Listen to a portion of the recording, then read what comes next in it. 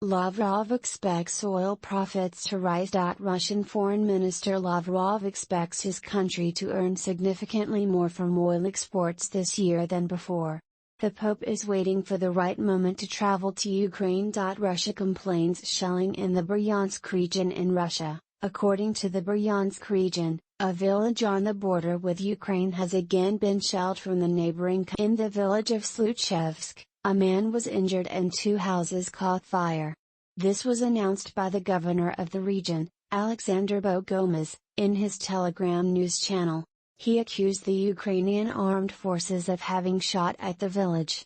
The village, with a total of 150 inhabitants, is therefore about 1 kilometer from the border with Ukraine. In addition to Bryansk, other Russian regions, including Kursk and Belgorod, repeatedly accuse the Ukrainian side of shelling. The government in Kyiv usually does not comment on the allegations. Moscow expects a jump in profits from oil exports. According to Foreign Minister Sergei Lavrov, Russia expects significant additional income from energy exports this year due to higher oil and gas prices. Considering the price level formed as a result of Western policy, we do not have budgetary losses.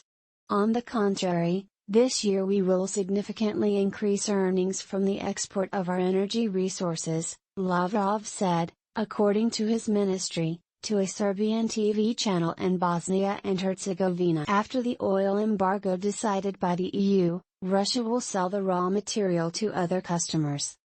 Pope waiting for right moment for Ukraine trip. Pope Francis is still hesitant about a possible visit to Ukraine. It's not easy to make a decision that could do more harm than good, he told a Ukrainian boy who asked him about it during an audience at the Vatican. He thinks a lot about the children in Ukraine and has a desire to travel to the country. But, I have to find the right moment to do it, said the Pope. He stated that he would also discuss the issue next week with representatives of the Ukrainian government, who are expected at the Vatican.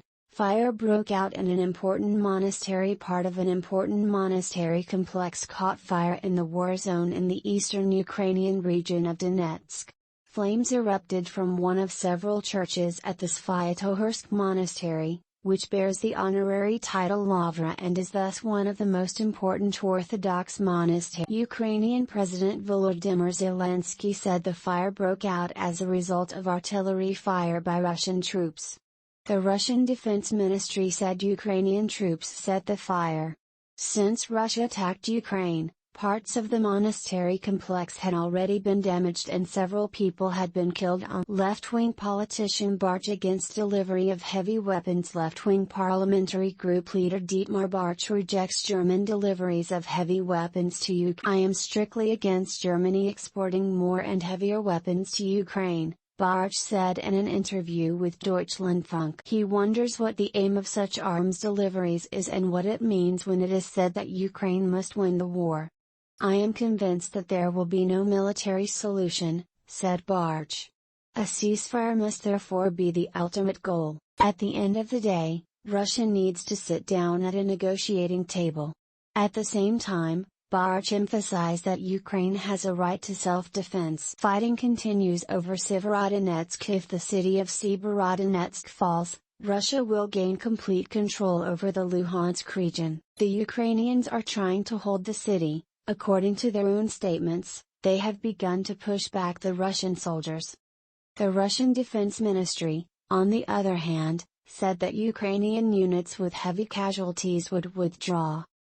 Ukraine, talks only after Russian troops have been pushed back. Ukraine will only agree to talks with Russia again once it has gained ground in the war. As long as we have not strengthened our position and the Russian troops have not been pushed back as far as possible, negotiations make no sense, said Ukrainian President Volodymyr Zelensky's advisor Mikhailo Podolyak on television when asked about an offer of mediation from French President. Ukrainian negotiator David Arakhamia made a similar statement. Our army is ready to use the new weapons and then we can start a new round of talks from a strengthened position, he said. Fieser wants to strengthen counter-espionage against Russia. Federal Minister of the Interior Nancy Fieser has announced that counter-espionage against Russia will be strengthened. Shortly before the presentation of the report for the protection of the Constitution next Tuesday, she told the Bild, "We keep a very close eye on which intelligence tools the Russian government uses. We are extremely vigilant and protect ourselves. And we act. That is why Germany expelled 40 employees from the Russian embassy in Berlin in April," said the SPD polit. "They could therefore be attributed to the Russian intelligence services." According to the report, the Federal Office for the Protection of the Constitution warns, according to security circles, that the risks of eavesdropping and the risk of unauthorized data leakage are real and should not be underestimated, especially in sensitive areas such as the government. Conventional calls over telecommunications networks are basically not tap-proof. Kuleba, "It is Russia that is humiliating itself." Ukrainian Foreign Minister Dmytro Kuleba has dismissed French President Macron's warning about humiliating Russia. "The call to avoid humiliating Russia will only humiliate France and any other country that demands it," the minister wrote on Twitter. "It's Russia humiliating itself. Better to focus on putting Russia in its place. It will bring peace and save lives," said Kuleba.